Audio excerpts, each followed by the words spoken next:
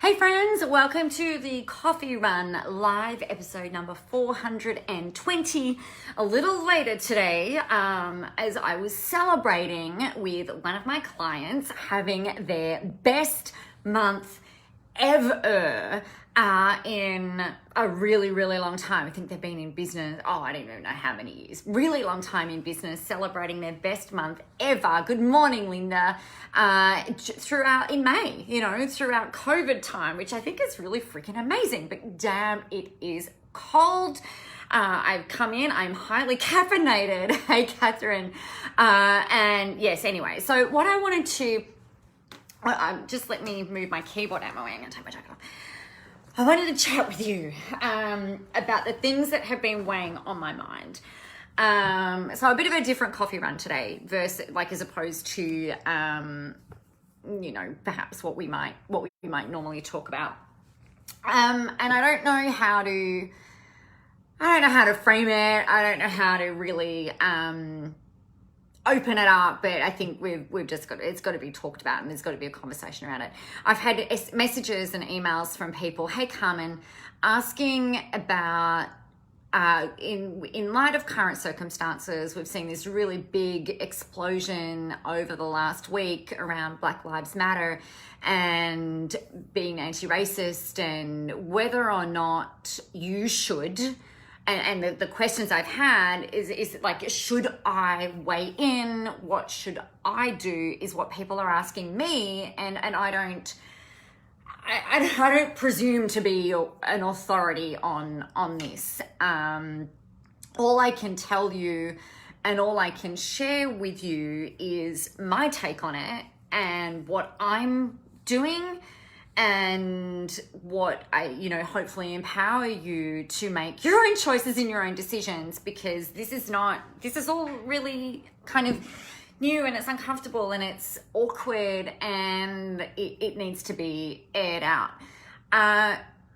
The thing that I want to give you, I suppose the permission to do, is to make the choices and decisions that are in alignment with you. And I think this has been the thing that I've really, I'm really sad with hey Paula, I've been really sad with witnessing a lot of the stuff that's happened in social media, particularly over the last week, with people vilifying, demonizing, burning other people at the stake. This industry, this coaching industry, personal development industry, business and transformation industry. I would have thought that we could all treat each other a little better, actually. Not to take away from any of the Black and Indigenous people of color and the Black Lives Matter movement, and I think it's really important. But if we're all turning on each other and burning each other at the stake for raising this stuff, or for not doing it in the right way, I don't think publicly shaming people is the way to help this progress. And I don't know the answer. And it's really hard. I think it's really hard, and it's really hard for everybody in this situation. I think, hey Carol, but I know for me, it's like I'm doing the best that I can in my learning and my listening, and I think the big thing for you guys to all understand is that everyone is going to have an opinion about what you do or what you don't do. And from what I've seen is for some people, it doesn't matter what you do. It is not going to be enough. It's not going to be good enough. It's not going to be right, or it's going to be wrong, or it's too much, or whatever. So I think the big thing that I can say to you is that I think we can all do our bit, but sometimes the people, you can be doing your bit at home. You can be doing your bit by donating. You can be doing your bit by raising community awareness. It doesn't have to be done publicly. If you feel called to use your platform and your position to talk about it, then, and if that feels aligned and feels right for you, then go ahead and do it. But please don't, I guess my ask is to not publicly shame someone for not talking about what they may or may not be doing. And this is the stuff that I've really seen.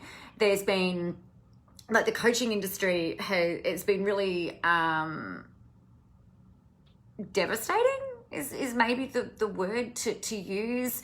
You know, if we stand up in solidarity, then there's people who are you know, dragging people down for standing up with the all Black Lives Matter, Black Lives Matter, people who are saying all lives matter, and then, you know, being flamed for that, which I understand, but then, you know, people, not everybody understands what they're saying. So I think there's a way to educate people. There's a way to call people out. Hey, Kate, and it just feels really, you know, it just.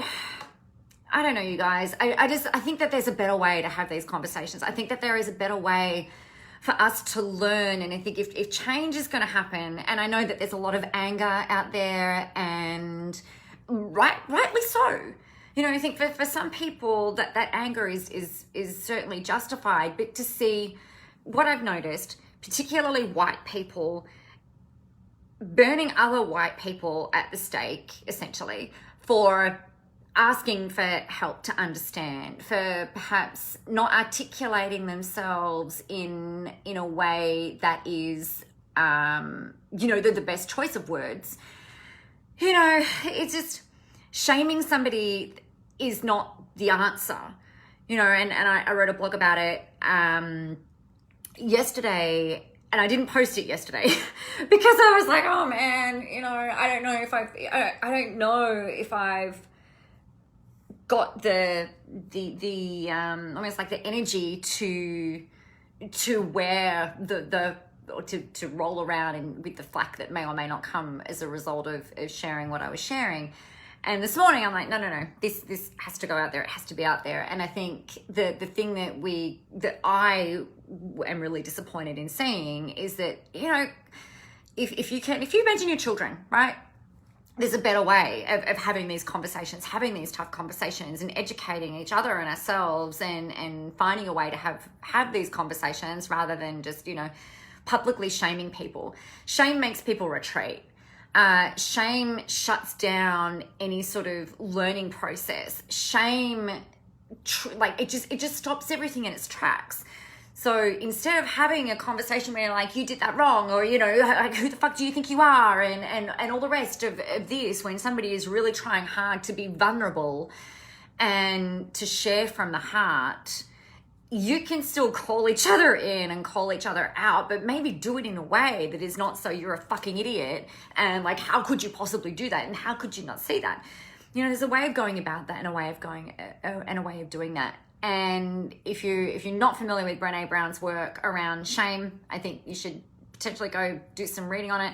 At the same time as we're educating on how to be anti-racism and, you know, really advocate and stand with our Black and Indigenous people of color, our communities.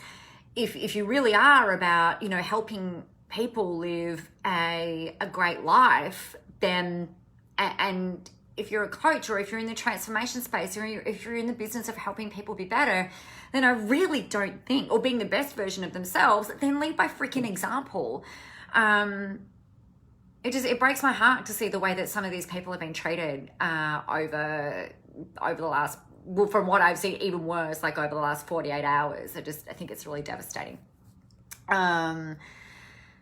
Catherine said, I had someone get angry at my post by saying all lives matter. Responded, if only everyone thought that way. Sadly, we live in a world where people are still judged and persecuted by the color of their skin. Yeah, we do live in that world. And I think it's important that we're all advocating to change that. And I think the thing that I've been really, you know, I'm learning, right? And there are things that I've never had to think about, which breaks my heart when I read what some of these, you know, what some people have to say, what particularly, you know, people of color, the way that they feel like they have to educate their children in the way that they have to educate their children, and the things that they need to look out for, and the subtleties that I had no idea that even existed. It breaks my heart that that even exists in this day and age. And I think it's important that we're all we're all humans, right? And I think it's important that we're all standing with these people. And I think it's really important that we're all educating ourselves and our children in this way with how to be anti-racist, with promoting equality, and having those really fucking tough conversations. But I don't think that the way to do that, and I don't think that the way to help other people, is by tearing each other down. So that's the stuff that's weighing on my mind. And I know that it's on the minds of a lot of you, because I'm getting all these emails about it and I'm getting a ton of messages about it. I don't know the answers. There are some resources that I am gathering, that I'll post up in the comments, with some like educational things and stuff like that, that if you're curious and if you're open to it, then, go and do that. If you guys have got resources that you've come across, hey Maria, that have been really helpful, that where you're not asking, I guess, like the other thing is, it's like, I didn't, going back a while ago, I didn't understand the emotional labor that Black and Indigenous people of color have been, dealing with, and it's not up to them to educate us. We should be able to go and find the resources and find people who are open to doing that. So if you've got resources, then please share them in here for people to tap into. I've downloaded White Fragility and wanting to read that. There's a lot of other anti-racism activists and people that I'm following, that I'm learning from. And look, I have no doubt that I will slip up. I have no doubt that I will make mistakes. I have no doubt that there will be things that I don't even realize are inappropriate, I suppose, for want of a better word. But until we know, and if you hear something that I say, then please call me out on it in a respectful way, because I'm open to learning. And I think this is the thing that, if I see something and it's like, hey, this could be a different way of looking at it, the way that I'm talking to my husband and having conversations around that, the way that I'm talking to my children, involving them in conversations about it. It's not an easy topic, right? It's not something that is like light banter. This is heavy shit. So if you, and imagine how our Black and Indigenous people of color, friends and colleagues and fellow humans have been feeling it, like it's heavy. So that's really the message that I want to share with you today. It's really, it's not as bright and shiny as uplifting, but I guess the message that I want to leave you with is, for some of you, you won't want to discuss this publicly, and that's your choice. If it's in alignment for you, if you decide that it's appropriate and you want to share it and you want to talk about it in your business pages, in your private communities, on your personal profiles, throughout social media, then go for it. If it feels right and it feels aligned for you. If it doesn't, then don't. I think the thing that there's a whole lot of shoulds around how you should handle this and how you should do this, and it's the thing that I always come back to with everything that I advocate for, and is do the thing that is aligned for you. Do the thing that feels right for you, for your business, for your communities, for your organization, for your family. But just because you might not be doing it publicly doesn't mean that we don't do the work out of the public eye, right? So keep doing that. If you've got any questions about it, talk to me, let me know. If you need pointing in a direction to learn some stuff, reach out, let me know. Like I said, I'll share some links of the things that I'm learning. If you've got links that you're learning, or if you've got people that you're learning from, or if you're like, you've got to follow this person, they're amazing, then please share them in the comments below. The only way that we're going to be able to, I think, turn the tide and stand with our fellow humans is by doing this. So that is my somewhat like heavy, I think, message for today, but come back to a place of alignment. What feels right for you? What feels right for your audience? And be okay with being vulnerable, right? Be okay with showing up in the arena. Read some of Brené Brown's stuff as well. And be kind to people. I think that's the biggest thing is be a nice human, be a kind human, be gracious, and use that as a force for good, versus tearing each other down, because that doesn't work. All right. That is me for today. I'm going to love you and leave you in whichever way you do it. Get out there, go help some people, have fun doing it. We need you. The world is ready for your brand of awesomeness.